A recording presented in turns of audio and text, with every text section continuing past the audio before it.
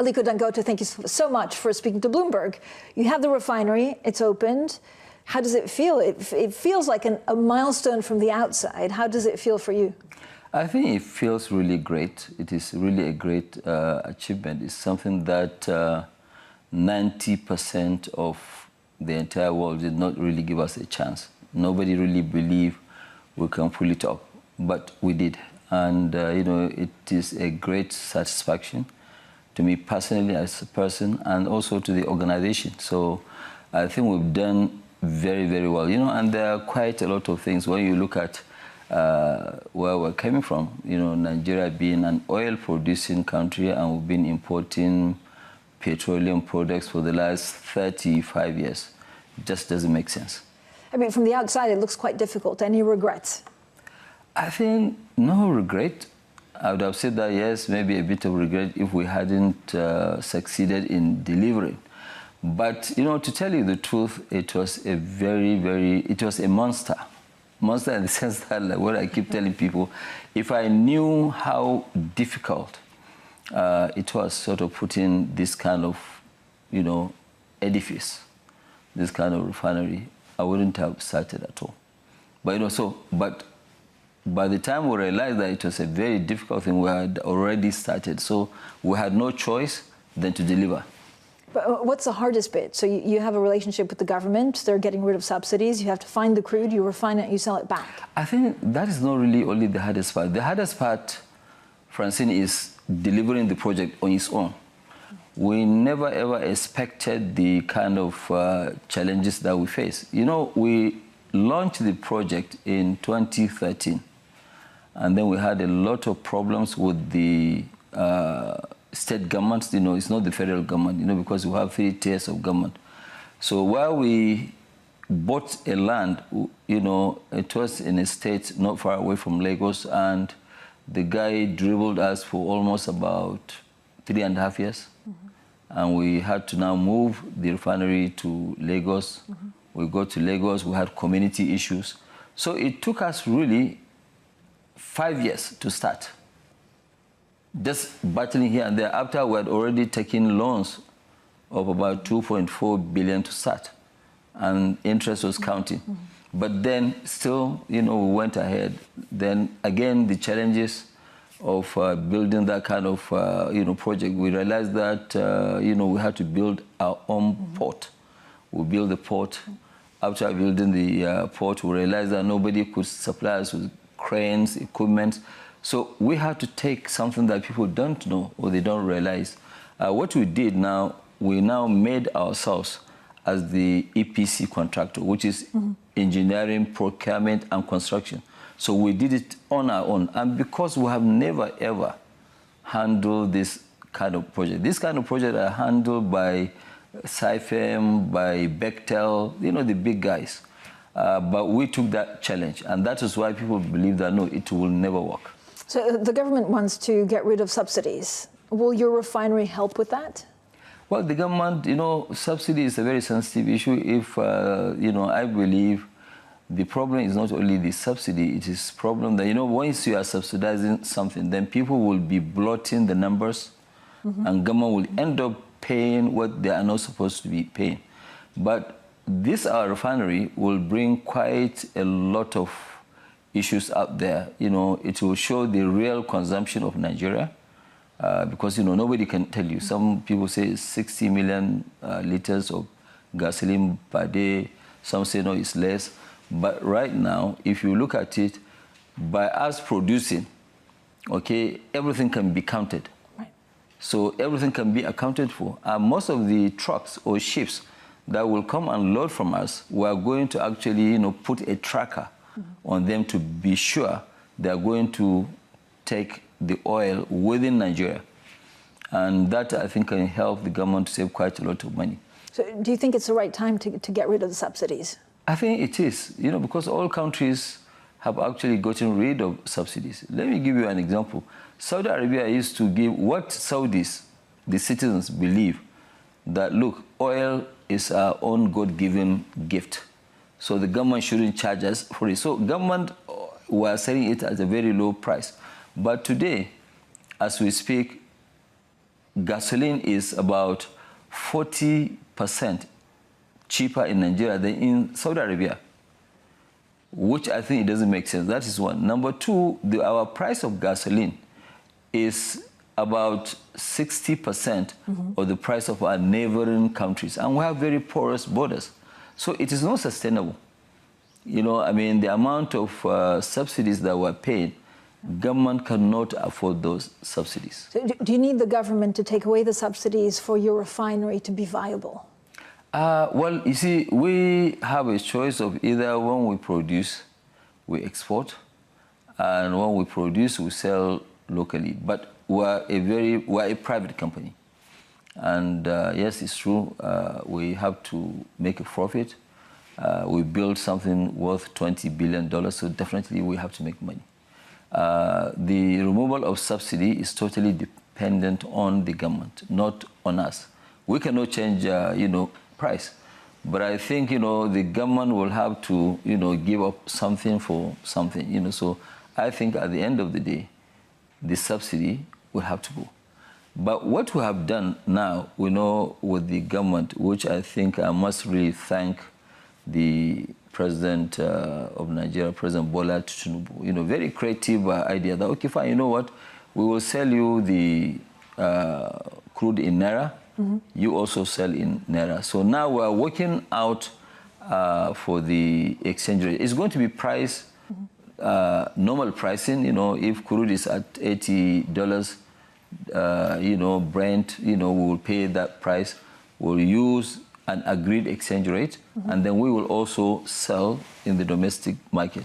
What that will do is that it's going to remove 40% pressure on the Naira. So, because you see, the petroleum products consume about 40% of our foreign exchange. So, and then, it's like you have 40% of demand being taken out. So that can actually stabilize the Naira. That's one. Number two, the government will now know, even if they are going to subsidize, they will know what is the real consumption. Because right now, nobody can tell you what you are consuming. It's all guesswork. So that can help in terms of stabilizing the market. That can also help in terms of removing queues, because we have a lot of queues, and these queues are not there today. They've been on and off since 1972, for the last 52 years. But so what does it mean in dealing with Naira instead of dollar? What does it mean for your group? Is it a benefit, or actually it just gives the government something that they want? I think really is to give the government something that they want. It's a win-win. You see, because the issue is that, yes, we are Nigerians, and we have to also do something to show that, yes, we do care. And part of caring is to now agree with the government that, okay, fine, let's go ahead and do this with them, because it will be very awkward for somebody like me or our group to come and say that, no, we want to deal in, dollars. I think it's a win-win, and it will benefit the country quite a lot. The whole thing is actually, okay, fine, what do we leave as a legacy? And I think doing this, by even making sure that, yes, we've taken Nigeria out of an oil, petroleum product import country for the first time in the history of Nigeria, is a great milestone, which, I'm very, very proud about. So how's the relationship with the government? I know there's a number of negotiations, including the price of gasoline. What kind of offering have you made? I think we have quite a good relationship, today, with the government. And, where the president actually put the Minister of Finance and also Minister of the Coordination of the Economy, and then the Special Advisor Revenue, very smart guy, Zach Adedeji, and they are working out something which I think it will be a win-win between us and the NNPC. If NNPCs, that is Nigerian National Petroleum Corporation, if their refineries, if they start to work, then Nigeria will be one of the biggest exporters of petroleum products in Africa. In Africa, only 2 countries are self-sufficient, which is Algeria and Libya, but all other countries are importers of petroleum products. So what kind of agreement are you expecting actually with NNPC? I think the kind of agreement that we're expecting is to have a very robust agreement where, first of all, we have energy security, where there won't be supply. Where they give you crude. They will give us crude. Yeah. Already we have agreed, like for example, in October, they're going to give us 12 million barrels, which is averagely about 390,000 barrels a day, which will sell both gasoline, diesel, and aviation fuel. And if there's any excess, we'll export. But you know, our refinery is also versatile, where we are producing a lot of things. It's not only these three things that I mentioned. We're also into polypropylene, you know, which is petrochemical, which 80% of it is also to be exported. But 20% is what the demand is in Nigeria, which will also sell to help a lot of plastic industries. So, but with the government, I think the agreement will be that, okay, fine, when we take that one, we will now sell to everybody. So it means that 50% or 60% of our petrol stations that have not been working or they've been out of work, everybody will now be at work. Right. It will reduce the cost of having ships floating all over Lome and, you know, I mean, paying demurrage. Demurrage alone, we're going to save over $1 billion. But Aliko, I mean, there seems to be disagreements on how you price your gasoline with NNPC. Have you settled on a price? Can you give us a bit more clarity on what's going on? Well, okay, what is going on? There was, it wasn't really a disagreement per se. NNPC bought from us this particular one on the 15th of September. At the international price, which they also bought about over 800,000 metric tons of gasoline imported. So the one that they bought from us actually is cheaper than the one they are importing. And so when they announced our price, the guy, I don't know whether he was authorized or, but it wasn't really the real price. What they have announced, yes, most likely that is what it cost them, including profit, including whatever, you know, which they have never added profit to their cost. And then the other one is one that they imported, but the people don't know how much they spent in terms of the import, but their own importation one is almost maybe about 15–20% more expensive than ours, you know. So what they're supposed to do is to sell at a basket price, or if they want to remove subsidy, they can announce that they've removed subsidy, which is okay. Everybody, you know, will adjust to it. But you're not worried, Aliko, that some of the oil majors, because of their vast resources, can sell for cheaper? Well, yes, most likely, you know, because in business, it's, you know, I've said this in my interview before, where I said that I never knew that the oil industry mafia are stronger than the drug cartel. It's a big cartel. You know, I will say this anywhere. The issue is that you are right. They can say, okay, fine, you know, to make sure that this refinery doesn't work, we'll keep selling cheaper. But right now, they won't be able to sell cheaper because they will not be able to take local currency. We will take local currency. We have the refining capacity, not only to satisfy Nigeria, we have refining capacity that is almost twice the consumption of Nigeria. But you're also confident that you can strike a deal with authorities? No, we will. We'll definitely strike a deal. The president has announced the... Soon? It's going to start 1st of October. You know, so I think between now and the next couple of days, they will come out with a very, very clean agreement. I mean, it's a pretty big accusation that you say, you know, they're run like a cartel and they could price me out.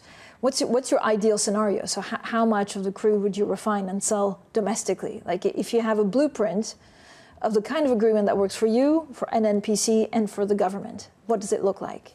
Well, that agreement will look quite okay because we're going to now have a discussion with the government where we will have the one for the domestic market, which government will not give anybody $1 to go and buy. So people will now, we're going to have like a circular economy in the sense that all the transactions will remain within Nigeria, you know, bankers, letters of credit, or everything will be in naira. But the one that we are going to export, we also have our own plans to make sure that, yes, we don't fall in the hands of some of these sharks. You know, we have our own plans, and we are also planning. As they are planning, we are also planning our own, because we have to plan to survive, and I'm sure we'll do so. Does refining Nigerian crude actually shorten the yields for the refinery? No, it doesn't shorten the yield. It gives even a very good yield. But, you know, we have to mix different Nigerian one, the WTI, Brazilian, you know, so a couple of this, we have to do that. It depends on what you call the LP model. So if we do that, then we will know which one we'll have in terms of yield. But you know, our refinery also is designed to produce 93% of high-valued things, you know, from polypropylene, gasoline, diesel, aviation fuel, very small naphtha. Naphtha will only have about 36,000 tons. And then the raw materials for carbon black. But the low residue, which is the cheapest product, is less than 7%. So that makes our refinery, you know, to be a very profitable, refinery. But, you know, this is something that you build for a long time. You know, it's not something that you use. If it's question about making money, you look at it, in the last 7 years, if we as a group had taken this money we invested and invested in stocks of Microsoft, in Tesla, in Google, I mean, our worthiness would have been over $100 and something billion. But you're confident you can make this work. Are you going to invest more in the sector? Why not go upstream? We know. Well, upstream, you know, we're in also upstream, not big. We have 2 oil blocks, which we have, and we're starting production this October. Yeah. But we want to look at more of the downstream, you know, because in oil you can produce over 6,800 items. You know, so now we're doing polypropylene. Yeah. We're going to double our size in polypropylene. We're going to also do about 500,000 tons of polyethylene. And then, you know, we're also doing, on the other side, a different company, which is also owned by us. We're doing about 3 million tons of urea, so we will also double that. So there is lab benzene, which is raw material for making detergent.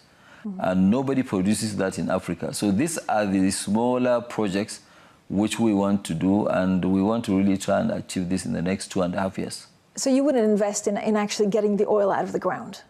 Well, I think I don't want to put too much money there. No. I already have one. If any cheap asset comes around, you know, we can pick it. But is it the intention of our group to make sure that we produce our own raw material? We're not going to do that. We will not target to go and produce 300,000-400,000 barrels per day. We don't have that plan as we speak today. Aliko, there was confusion. The NNPC was meant to take 20% of the refinery. It's now 7%. Yes. What happened? What happened, I think we agree with them. We gave them a good deal. Well, we said, okay, fine. We structured an agreement. The first agreement was that they're going to pay us $1 billion. The deal was about $2.79 billion. And then the balance of the money, $1 billion, which they paid us about a year and a half ago. And then the balance of the money was split into 2.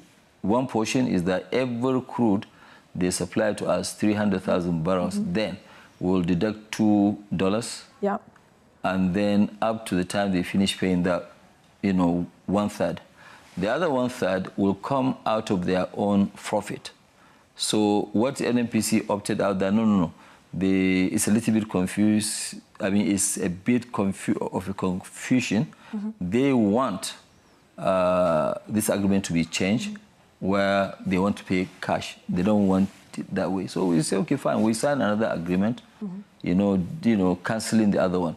The new agreement that we signed was for them to pay us After 1 year, no interest, nothing. After 1 year, they will pay us the balance of 1.8 billion. Mm-hmm. The month for them to pay was June. And June, they came back to us and said, no, they've changed their minds. They want to remain at 7.2%. So, okay, fine. So we left it. And we own now the rest of the shares. They own 7.2%. Mm-hmm. And we own the balance of the shares. And that's what it is. But I think they made a big mistake. But it'll stay that way? There's no negotiation or talk? No, there's no negotiation. The agreement, that one is finished, dead, completed, is 7.2%. That's where we are right now. And Aliko, why did the offices actually get raided in January? Well, the issue is that there was nothing, you know. I mean, they came to us and said, okay, fine, they are looking for some documents. I said, what are these documents? No, you are bidding in terms of, you know, foreign exchange. I said, okay, yeah, we have this, but you're asking for 15 years documents. But anyway, we have them. So we sent the people out there to go and take the documents. They said, no, go back. We're going to come to your office. You know, and they before we knew it, you know, they were already in our office. The office really was not raided. They visited the office and they didn't talk to anybody. They did not arrest anybody. They just came and, you know, and left just to register an embarrassment, and that's all. But, you know, the way we run our own organization, and that is why when you look at it, Francine, we're the highest tax-paying corporation in Nigeria. Our company paid in 2023 more taxes than the entire banking industry. And that is why, you know, so whatever that we do, because we know that, yes, we're up there. Yeah. Anybody, whether it's a new government or whatever happens, we're the first port of call. Yeah. So that's why our own behavior has to be 100% clean. And that's settled. You don't expect, I mean, that's what happened in January, that's done. Settled, you know, and if any time somebody wants to ask us, okay, fine, what about your own tax, what about this? Fine, we don't have any issue. You know, people really don't understand also what we add to the economy, but in a very short period of time, people will do understand our own contributions to the economy. Aliko, your fertilizer plant is only, what, 50% of capacity? It was 50% capacity, but in the last, in the last 1 month or so, we have enough gas. So we have started now running at about 85%. Yep. You know, I hope it will continue. But you know, there is also the gas, which is, they call it OB3. OB3 is a gas pipeline which is bringing gas from the east to the west. Because in the west, they have industries. So that's why the demand is. In the east, the gas is there, but no demand. If they have that, which they promise that they're going to finish in October, then we'll have more gas than we needed. You know, so I think that issue is being resolved, and that is why we are also trying to invest more by putting up another plant to double our fertilizer plant from 3 million to 6 million tons. So the refinery's built. I know you're the biggest Arsenal, one of the biggest Arsenal fans I know. Do you still want to buy the club? Francine, I think that time has passed. At the last time when we had this interview, I told you that, yes, as soon as I finish with the refinery, I'm going to try and buy Arsenal. But the issue is that, you know, everything has gone up. And the clubs too, they are all doing very well. Arsenal is doing extremely very well. That time, Arsenal wasn't doing well.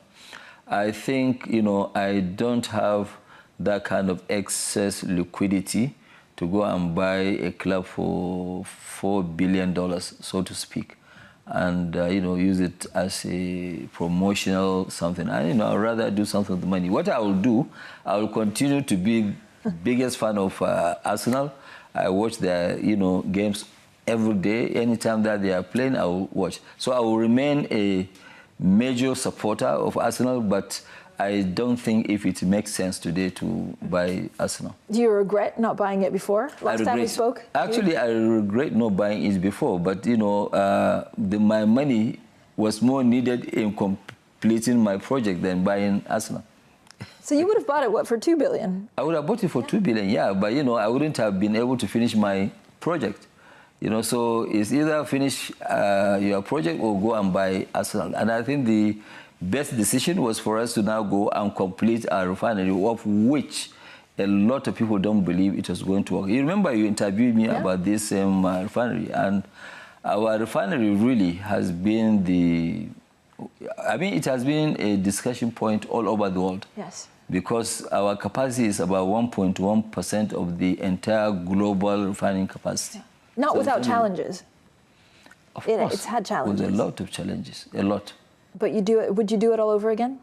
I wouldn't do this kind of huge refinery project again. You know, you can see, I told somebody, doing this refinery is what actually, gave me my gray hair. Thank you, Aliko, for your time today. Thank you so much, Francine. Great seeing you, and I hope we'll see you very soon again.